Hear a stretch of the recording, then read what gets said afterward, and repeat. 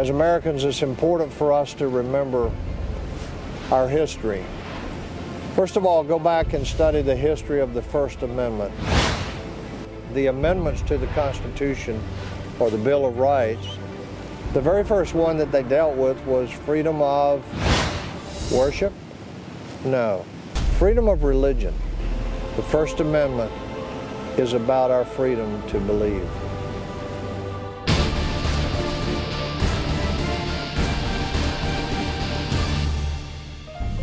Hi, I'm Dr. Keenan Curitan, and we're here at one of Washington, D.C.'s most iconic sites, the Jefferson Memorial, commemorating the contributions of Thomas Jefferson, founding father and third president of the United States. I have here a pocket Constitution. By the way, every American ought to have one and be familiar with it because it's our governing document. And if you know what this says, you won't be fooled by politicians. But this Constitution would have never been ratified without the promise of a Bill of Rights.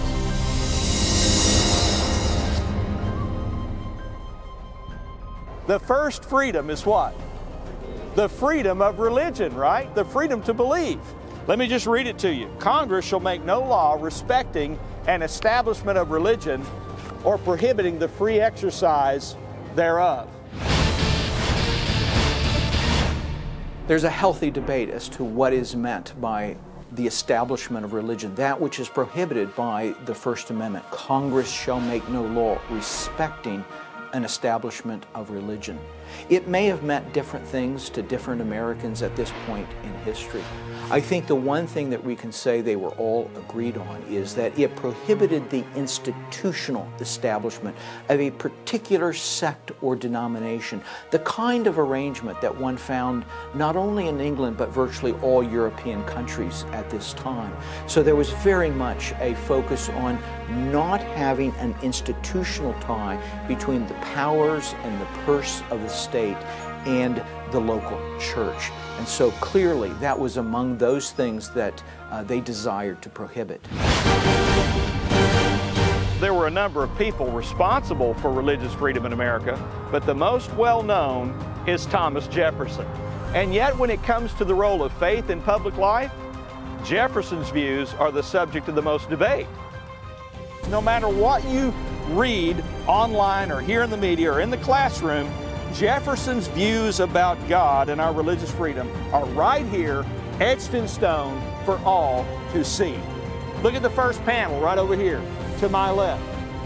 We hold these truths to be self-evident, that all men are created equal and that they are endowed by their Creator with certain inalienable rights. Then he ends up down at the bottom for the support of this declaration with a firm reliance on the protection of divine providence, right? We mutually pledge our lives, our fortunes, and our sacred honor. Look over here at the second panel. The Declaration of Independence there. This second panel is the Virginia Statute for Religious Freedom that Thomas Jefferson drafted in 1777. He starts out by saying, Almighty God has created the mind free. All attempts to influence it by temporal punishments or burdens are a departure from the plan of the holy author of our religion. Who's that? Jesus, right? Hebrews 12. Who's the author and the finisher of our faith, right? And then notice the third panel. Let's read it together. God, who gave us life, gave us liberty. Can the liberties of a nation be secure when we've removed a conviction that these liberties are the gift of God? Okay, in 3 of these 4 panels, God is referenced. Jefferson, throughout his adult life, was a champion of religious liberty. In fact, he was known by Americans as a great champion of religious liberty. Now, we can speculate as to why that is. One thing we do know, that his native Central Virginia was a place where there had been great persecution of religious minorities, minority religious sects, in particular the Baptists. And so Jefferson had observed this firsthand.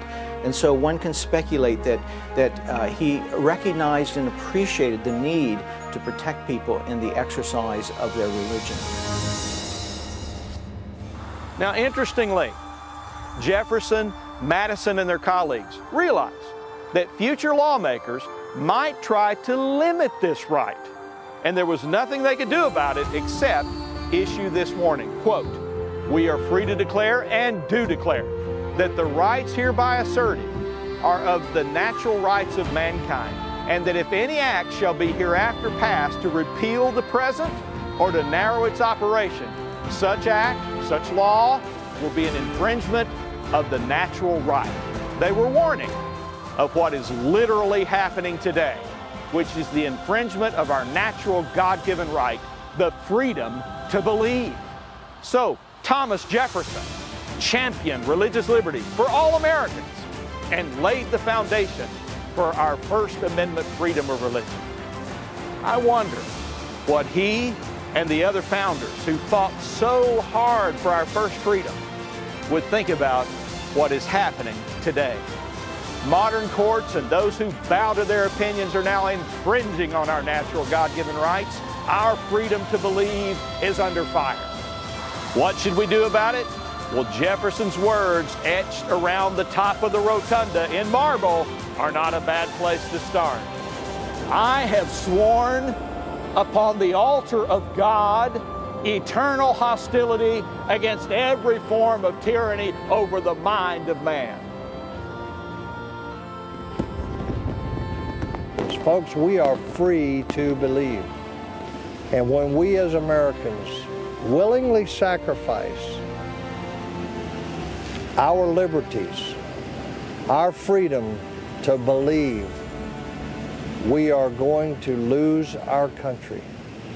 The First Amendment is about our freedom to believe.